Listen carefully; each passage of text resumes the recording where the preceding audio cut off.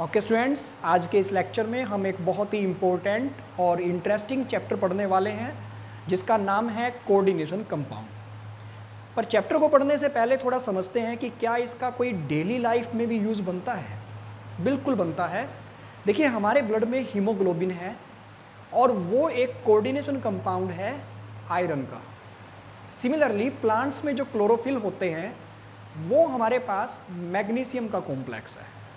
Industry में as well as metallurgy में, even in the medicinal field बहुत ज़्यादा इम्पोर्टेंट एप्लीकेशन कोऑर्डिनेशन कंपाउंड्स की बनती है। चलिए सबसे पहले हम समझते हैं कि ये कोऑर्डिनेशन कंपाउंड होते क्या हैं, इसके बारे में हम समझ लें। Okay, what is the coordination compound in which central metal atom is linked with some neutral molecule or ions with the coordinate bond. Let's take one example. We have nickel tetracarbonyl. In this nickel is central atom and these carbon monoxide act as a neutral molecule which give lone pair या which will make coordinate bond with this central atom. In actually the coordination compound is of the three types. One cationic complex, second anionic complex, and third is the neutral complex. Cationic complex are those in which there is positive charge on the complex. Let's take one example. Like we have Cu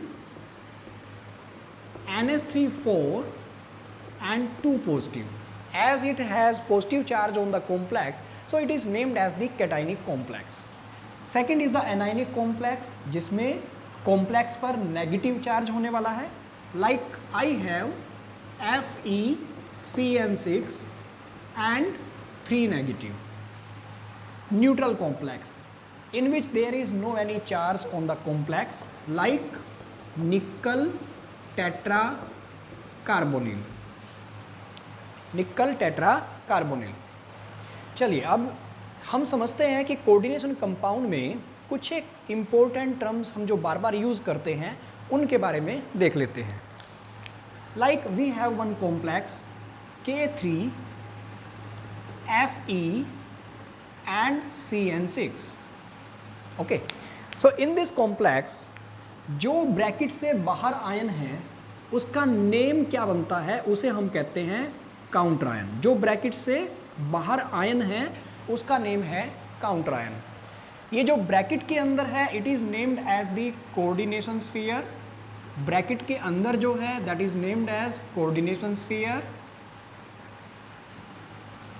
iron जिसके साथ ये coordinate bond बनाता है, iron is named as the central metal atom और ion.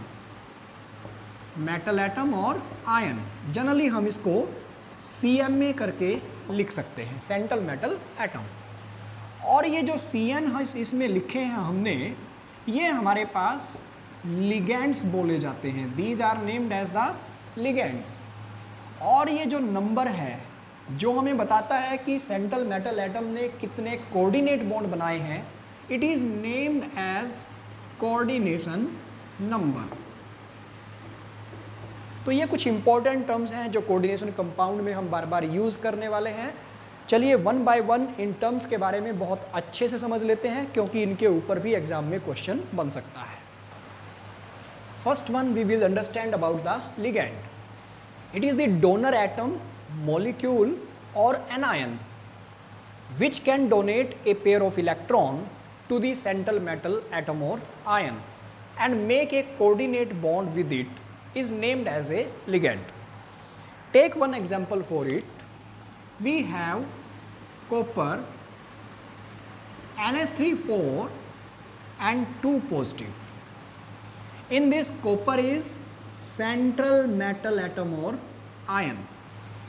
और ये जो 4 ammonia हैं इन एक्चुअली ये लोन पेयर डोनेट करते हैं कॉपर को। So these are named as the ligand. These are ligands. There are 4 ligands for this complex ion. Now these ligands have some denticity. What is the meaning of the denticity? कि ये कितने lone pair central metal atom को देगा, it is named as its denticity. And depending on कि ये कितने lone pair इसे देता है, इसके अकॉर्डिंग हम इसे फर्दर क्लासीफाई कर सकते हैं, लाइक मोनोडेंटेट, बाइडेंटेट या डाइडेंटेट भी बोलते हैं इसे, ट्राइडेंटेट, और we can say polydentate. What is the meaning of these? Monodentate. Monodentate are those which can give only one lone pair of electrons to this central metal atom. Like we have ammonia. Ammonia में एक ही lone pair है और ये इस lone pair को central metal atom को देगा and will make only one coordinate bond. So it is ammonia is monodentate. Second one, bidentate. Bidentate, we have one example for it, En. It is ethylene diamine having the formula NH2, CH2, CH2 and NH2. Okay. In this, these nitrogens have two lone pair and these can give two lone pair to the central metal atom or ion. So it is taken as a bidentate ligand. Similarly, we have tridentate. If any ligand make 3 coordinate bond with this central metal atom or ion, then it will be named as tridentate molecule, tridentate ligand. And if any ligand is making more than 2 or more than 2 coordinate bond, then it is named as polydentate one. Let's take one example of EDTA. In actually, this EDTA make 6 coordinate bond with the central metal atom. So it is a polydentate ligand which is also named as hexadentate. ये hexadentate भी हमारे पास है, क्यों? क्योंकि ये 6 coordinate bond central metal atom के साथ में। ओके, एक बहुत ही इंपॉर्टेंट हमारे पास टाइप है लिगेंड्स में, that is named as ambidentate ligands. Ambidentate, देखिए एम्बी मीन्स क्या होता है? Ambi means from the two sides. In actually ये वो लिगेंड्स हैं, यूनिडेंटेट लिगेंड्स हैं, विच कैन लिगेट और which can make coordinate bond from the two sides. Let's take the example, we have SCN, ठीक है, it can make coordinate bond to the central metal atom through the sulfur side or as well as it can make coordinate bond through the nitrogen side. It is a monodentate ligand, remember ये monodentate है, एक बार में एक ही side से बनाएगा। It can make coordinate bond through the sulfur or it can make coordinate bond through the nitrogen. Similarly, we have NO2. It can make coordinate bond through the nitrogen side or it can make coordinate bond through the oxygen side. So these are the ambidentate ligands. Another example is chelate ligand. ये एक तरह का polydentate ligand होता है जो जब central metal atom से combine करता है then it will make a kind of ring. और ये जो रिंग कंपाउंड है ये हमारे पास काफ़ी ज़्यादा स्टेबल होते हैं। Example like I have copper is having the bond with EN, ethylene diamine, NH2, CH2, CH2 and NH2. Now as it is a bidentate, so it can make coordinate bond through this nitrogen as well as through this nitrogen. So it is making one compound in which there is 5-membered ring. ये एक 5-membered ring इसने बना दिया है। तो इस तरह के जो कंपाउंड है जो रिंग बना देते हैं उन्हें हम कहते हैं चिलेट कंपाउंड्स, ठीक है। And these are more stable than simple coordinate. Next is coordination number. Coordination number in actually is a number of the coordinate bond formed with central metal atom or ion. Example, if we have Cu NH3 4 and 2 positive.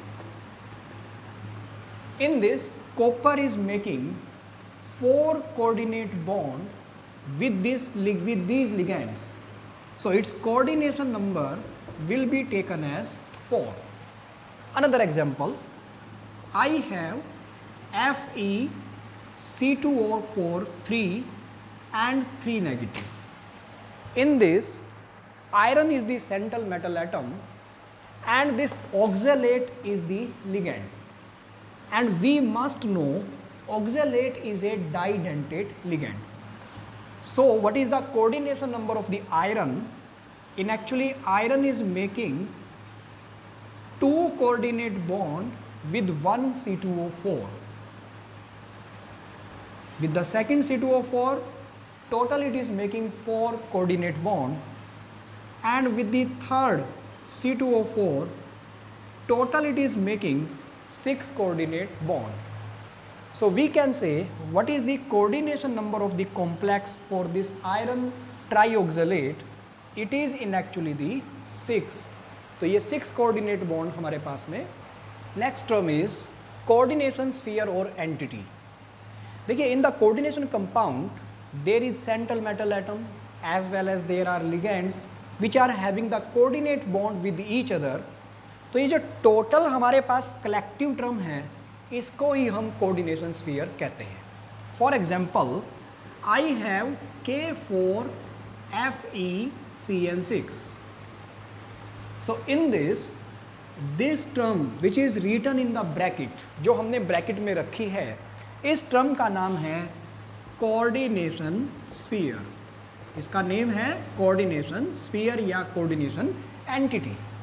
Further, जो इस bracket से बाहर है, these are named as counter ion. These are named as counter ion.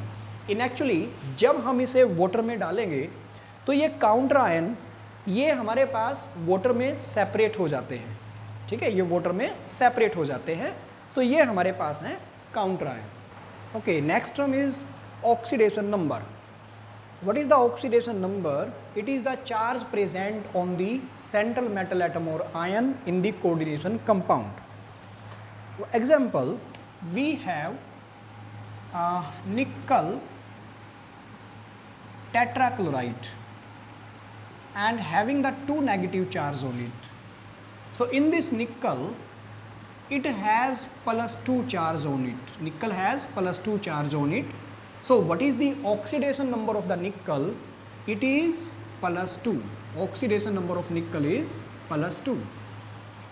Now we are having 2 more important terms, homoleptic complex and heteroleptic complex.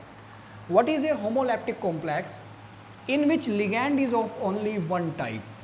It is a type of the coordination compound जिसमें एक ही type का ligand हमारे पास में होगा.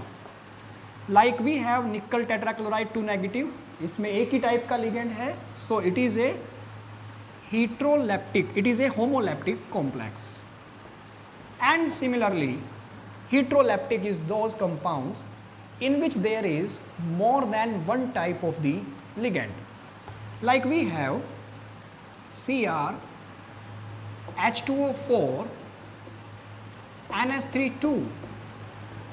3 positive. आप देख सकते हैं कि इसमें 2 डिफरेंट टाइप के लिगेंड्स हैं. So we can say it is an heteroleptic complex. Okay, the last important term is coordination polyhedral. In actually जो लिगेंड्स होते हैं वो जब सेंट्रल मेटल एटम से कोऑर्डिनेट बॉन्ड बनाते हैं तो इसके अकॉर्डिंग हमारे पास में डिफरेंट स्पेस में अरेंजमेंट बन जाती है.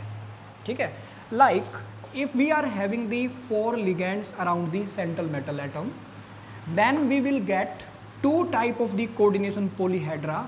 One, it may be tetrahedral. Okay, it may be tetrahedral or it may be square planar. ठीक है ना। तो हमारे पास 2 टाइप की अरेंजमेंट बन जाएगी, one may be tetrahedral and second may be the square planar. तो इसी को हम कहते हैं कोऑर्डिनेशन पॉलीहेड्रल। चलिए नेक्स्ट पार्ट में हम स्टडी करेंगे about the IUPAC naming in the coordination compound. Okay bye, thank you for watching it.